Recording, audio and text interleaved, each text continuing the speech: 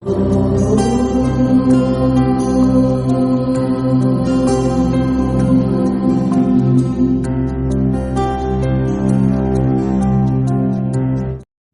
सिया राम मित्रों, आदर्श धर्म सनातन धर्म की रहस्यमयी अनसुनी कथा कहानी एवं प्रसंग में आप सबका हार्दिक स्वागत है।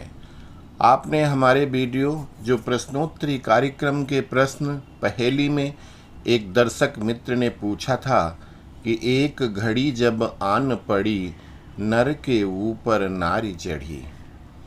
इस पहेली के उत्तर के लिए हमने अत्यंत सारांश में कथा बताते हुए प्रश्न के सीधे उत्तर पर हम आ गए थे और प्रश्नोत्तर करते हुए बताया था कि माता गौरी कैसे महामाया जगत जननी सीता के आदेश पर काली रूप में प्रकट हो गई, सहस्र रावण के विरुद्ध युद्ध करते हुए, उसके अमरत्व को नष्ट करते हुए, उसके खून की एक एक बूंद को धरती पर न गिरने देकर उसको स्वयं पी जाती हैं और असुर का वध कर देती हैं। युद्ध भूमि में मार काट करती हुई भगवती काली माता को मूर्छित पड़े हुए अपने पति परमेश्वर भगवान शिव नीचे नहीं दिखते हैं, जिसके कारण उनका पैर पति परमेश्वर के ऊपर पड़ जाता है। और यही आपकी पहेली थी, किंतु इससे दर्शकों के अंदर जिज्ञासा जरूर हुई होगी कि ऐसा हुआ तो फिर क्या हुआ, और इसके पहले कैसे माता सीता चली गई, और जब चली गई तो फिर कैसे आ सकती हैं, इत्यादि बड़े सारे प्रश्न होंगे। तो आज से हम लोग इसी विषय पर कथा सुनते हैं।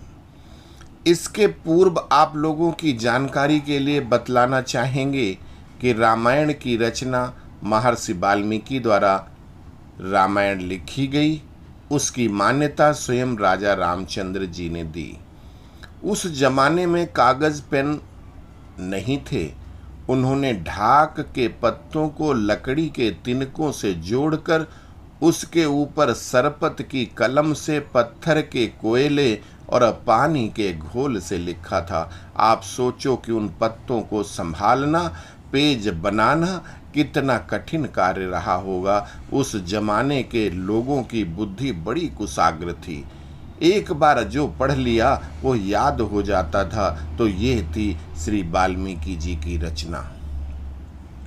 उसी समय सूर्य शिष्य भगवान राम भक्त पवन पुत्र हनुमान भी रामायण लिख रहे थे, किंतु उनके लिखने का तरीका अलग था। उनके शरीर में अतुलित बल है, इसलिए उन्होंने एक पत्थर से दूसरे पत्थर पर लिखाई शुरू की। उन्होंने कितने ही पत्थरों पर लिखकर बाल कांड खत्म किया। फिर अयोध्या की कथा लिखने से पहले उन्होंने कुछ सैंपल के लिए पर्वत उठाए और पहुंच गए राम जी के पास और उनको बताया कि वो राम कथा लिख रहे हैं। उधर महर्षि अगस्त्य ने भी बट वृक्ष के पत्तों को जोड़कर उन पर अपनी रामायण लिखी और उन्होंने भी अपनी रचना जो सत्यता के ज्यादा करीब थी।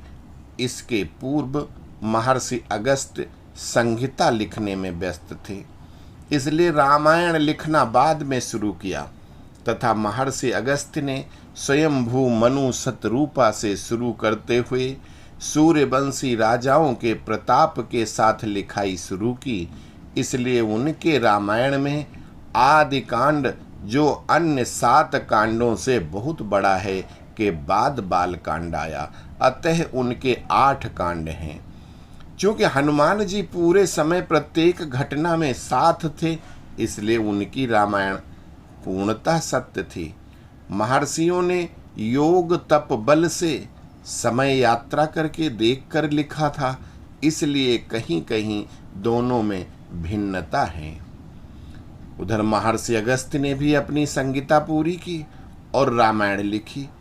उसकी प्रस्तावना लेकर अयोध्या आए और रामायण सुनाई, किंतु भगवान श्री राम ने कहा कि महर्षि, आपने स्वयं युद्ध में मेरी मदद की है।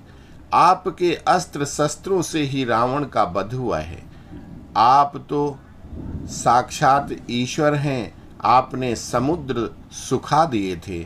भगवान, आप तो सर्वज्ञ हैं, किंतु रामायण की मान्यता तो हम पहले ही महर्षि वाल्मीकि को दे चुके हैं, अब उनसे वापस तो नहीं ले सकते।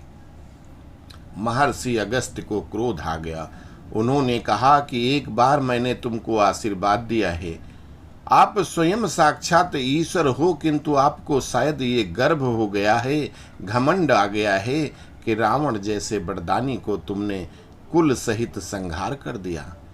इसलिए शीघ्र ही तुम्हारे बलाबल की परीक्षा का समय आएगा।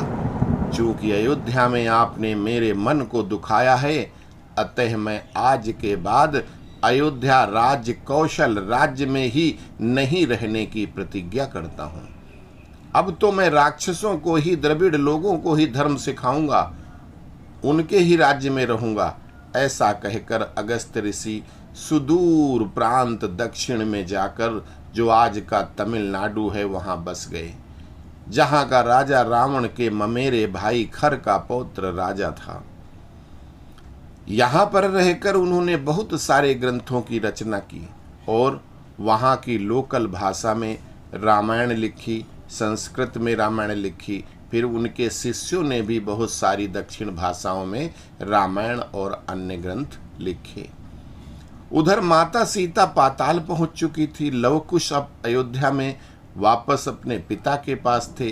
राम जी घर पर सन्यासियों का जीवन जीते हुए राजकाज देख रहे थे।